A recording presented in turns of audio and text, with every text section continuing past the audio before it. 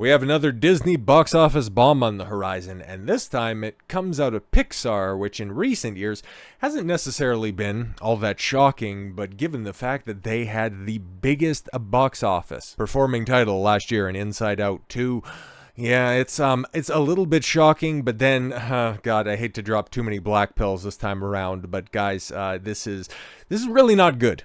Okay, if we're going to be completely honest, but Elio is tracking disastrously for an opening box office projections as Pixar. I hate the way that this headline is just worded, okay? Elio's tracking for disaster. There you go, okay? Pixar faces one of its worst debuts ever.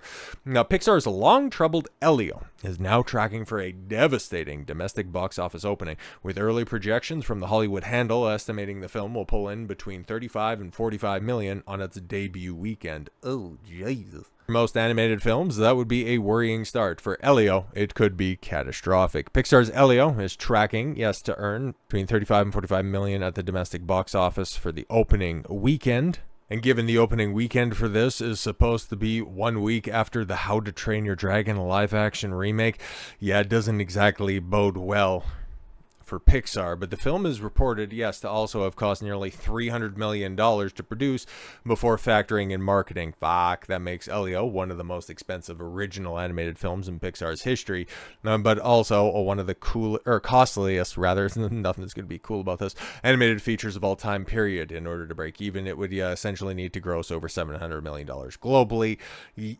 And yeah, especially if it's going to be opening so timidly, it's never going to hit that mark. Unless, of course, this is like the greatest thing that Pixar has ever done. Better than WALL-E, better than Monsters, Inc., better than Toy Story. It leaves it all in the dust. I doubt it. If current projections hold, Elio would notch the second worst Pixar debut in history, beating only Elemental, which opened to $29.5 million domestically. Elemental ultimately defied expectations and legged out, $495 million worldwide by just simply languishing in theaters at a point in time. When did that come out? 2022? Yeah, when there was a very a light release schedule. Whether Elio can repeat that kind of slow burn success is far from certain, especially given the lack of buzz in the film's chaotic production history. Yeah, that's another thing, right? Because unlike Elemental, there's going to be some stiff competition, and this is where hope can go ahead and leave the building, because I've heard a couple of plot synopsis for Elio, because I've heard a couple of different plot synopsis, and it sounds like it's kind of ripping off or just taking themes and ideas from other popular movies that are out there, but ostensibly that's not terrible, especially if you could just go ahead and rework it into something else. It's essentially a story of a overworked single mom, and kid ends up getting a little fluffy companion, and then they ultimately find out the themes of the family, everything will eventually work out in the end, blah blah blah. We've heard that story time and time again, but at least it stands as something new, a new idea, a new IP, a fresh opportunity to tell stories is out there. But if it's ultimately going to fail, even if it is a good film, that right there is just the moment where hope is going to be leaving the building, because like I said at the beginning, Pixar last year was the biggest film of the year, and Inside Out 2, that 2 ends up doing a lot of the heavy lifting, because if Elio bombs so spectacularly, ends up losing hundreds of millions of dollars, you can say bye-bye to Pixar doing anything new and original ever again. Get ready, because we already know that next year we're going to be getting Toy Story 5, which, oh boy, that just sounds like so much fun. But you could also see another Monsters, Inc., another Cars, a WALL-E sequel. I know everybody's gagging for that. Oh my god, that's going to be so great. Yay. And you just wait, because as far as I've been able to trove my memory banks, Disney is about running out of live action remake fodder, and okay, after they're done with the already greenlit Hercules one, which is, oh boy, like I've also been trying to rank. It's like, what are my favorite Disney movies? Okay, so I got like Aladdin at the top, then The Lion King, and then Hercules. So when that one comes around and then they just strip it of all meaning and all of the iconic performances, that one's probably going to hurt, at least for the time being, because just like the Aladdin live action remake, nobody really thinks about it anymore. Thank Christ, even though it made over $1 billion. But for some people, and because in 2019 it made inexplicable amounts of money, There are people, oh my god, there are kids that are going to be growing up in today's day and age that when you say The Lion King, they're going to think of that soulless, dead-eyed, quote-unquote, live-action remake that made, 1.6, $1.7 billion. Oh, that hurts.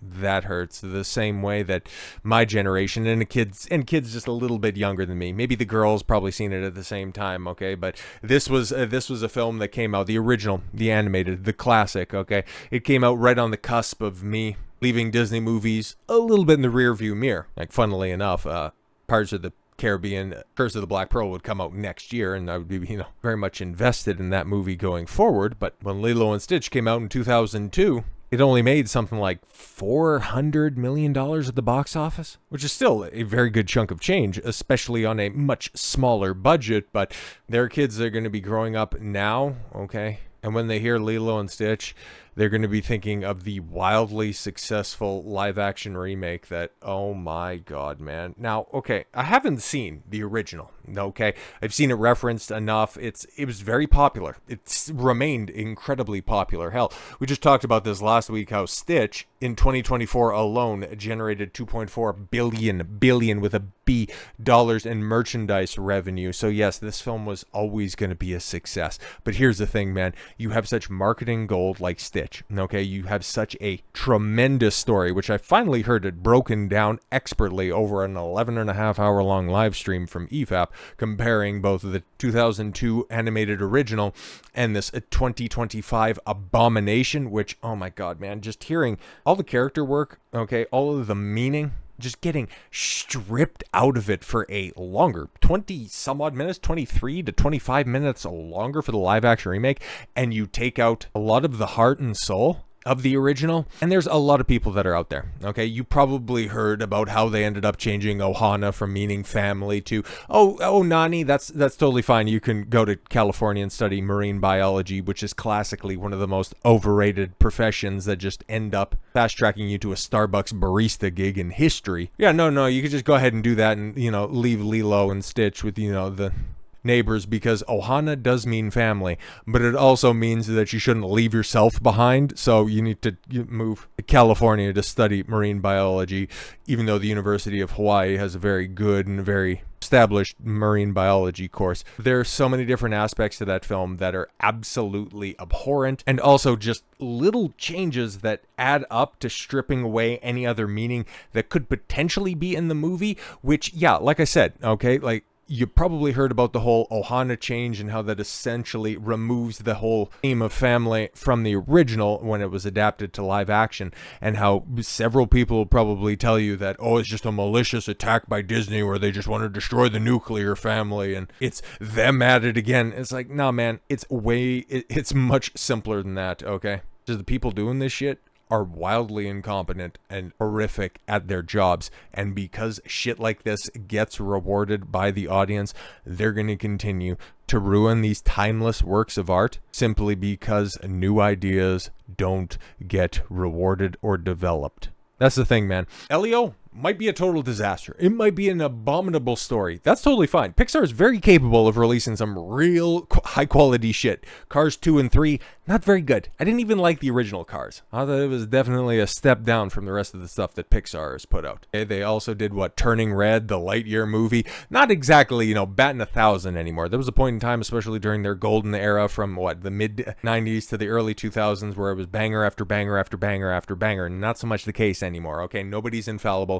Nobody's Rocky Marciano retiring undefeated. That doesn't happen anymore. But you just take a look at what the audience is rewarding. They don't want to go down to the theater. Hell, they don't even want to, put something on a streaming service that requires them to engage with new ideas, new characters, or a new franchise. They want sequels. They want prequels. They want remakes. They want to see those animated classics from their youth rejiggered and bastardized in a live action setting, because they would much rather be accompanied by the devil they know than the devil they don't. And we are going to be stuck in this parasitic doom loop of entertainment until it all comes crashing down. And it is fucking sad beyond measure. Box office results of 2024 should have been more dire than they actually were, okay? They should have sounded as an even stronger warning call, okay? Because you had Inside Out 2, which the original Inside Out wasn't exactly something to write home about to begin with, but it was inoffensive and it was received well enough. But hey, it was a relatable sequel. Oh, and it didn't hate us, okay? So then that ended up making $1.6 billion. And what was the second biggest film of the year? All right, Deadpool and Wolverine. Remember things? Remember Fox X-Men? Remember other Fox Marvel properties? It's shit like that. And when fucking idiots come around and go, well, at least it didn't hate us. No, it just hates its characters and the ones that it established before. As lazy fucking screenwriting that assassinates all the other characters that are in there as well. Yeah, no, don't worry. It doesn't hate us. It's not woke. Fucking retards will say that about, the Lilo and Stitch remake, but then not realize that, oh yeah, Nani ends up becoming the main character of this story, and she ends up getting reinforced by the rest of the cast by just being a strong and powerful, smart and gifted girl that is just being held back by her family, and if only she just ditch her sister, then she could go ahead and live this fulfilled life of wage slavery. But oh my god. But no. There's a vast majority of people, and the way that the film is being received, like we looked at the Rotten Tomatoes score, and it's fairly from both sides of this, and there will be people that will leave the theater and go, yeah, I like the original, but the live action one's pretty good. Or there might even be some smooth brains that are out there just because it's live action go, oh yeah, I like this one because it's a legitimate movie. Man, it's sad, man, okay, because yeah, Lilo and Stitch kicks up $63 million in its second weekend. Mission Impossible 8, $27 million, and Karate Kid Legends, I guess, is a little bit of a bright spot because I haven't heard much, and also I didn't hear very good things, at least a little bit that I heard about Karate, the fourth attempt to get the Karate Kid franchise restarted. That's another one. You could just go ahead and add that to the list of what Aliens, Terminator, Predator, actually a lot of franchises that were started in the 80s that would have served best as just being one or two films. Karate Kid, as somebody who has seen all of them, I think I've seen all of them, including, the Jackie Chan and Will Smith stupid, talentless kid one. Jackie Chan was inarguably the best part of that movie. All he really needed was the one Karate Kid movie. Didn't really need any of the other ones. She had to just really focus in on the dire situation that we find ourselves in, where $613 million in 2 goddamn weeks, and there really isn't competition, at least for one more week. Like, it's gonna have wide open highway, because next weekend is the live action How to Train Your Dragon, which is also something that was brought to my attention thanks to EFAP and their coverage. What's the name of the guy? Chris Sanders? The guy who wrote and directed the original Lilo and Stitch. Also wrote and directed the original How to Train Your Dragon. God, it's so great that so many of his children get treated to a field trip to Planned Parenthood in successive weeks. It's so wonderful to see this bastardization take place. And it's even more heartwarming to just simply see the audience reward this shit. Because that's what it is. Soulless corporate bullshit rammed down your throat. And in recent years, we have seen these live action remakes all take a fucking dive. Earlier this year, you had Snow White, and what did I tell you guys? There were a lot of people saying, "Oh yeah, no, see, this is," and especially with the whole Tangled thing getting shelved. Oh, that means that Disney's gonna be done with live action, bro. Mufasa, that one at the tail end of last year, that nobody liked at all whatsoever. What ended up happening? Oh right, yeah, it ended up making $722 million. Okay, yeah, Little Mermaid. Oh yeah, that was totally a bust. Yeah, it still lost money, but it still made $500 million. Snow White fucking clawed over that $200 million mark. It was a disaster.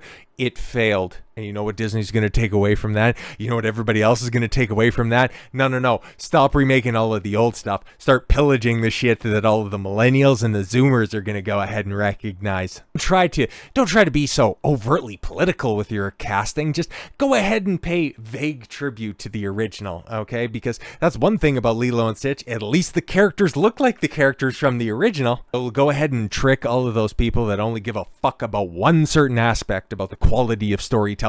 It looks like the thing that I know. Oh, what's that? Andor isn't Star Wars because it pays attention to the canon, it develops characters, it actually follows in a comprehensive way and tells the most unique and compelling story since the original. But it doesn't have lightsabers and TIE fighter explosions, and it doesn't have the Force and the things that I know. We are just going to see this parasitic Ouroboros eat everything that you know and love. There's nothing left. There's nothing left to get excited for when it comes to entertainment. Everything is going to be parasitized. Everything is going to be milked and fucking destroyed. And popcorn chomping 80 IQ fucking retards are just going to go ahead and applaud it. When Disney's done ruining their animated classics, they're going to go over to Pixar. When they're done with all of their live action remakes, you know what they're going to do? They're going to take a look at their live action fare, and then they're also going to, I don't know, maybe they'll even try to remake them in animation so that once enough time passes,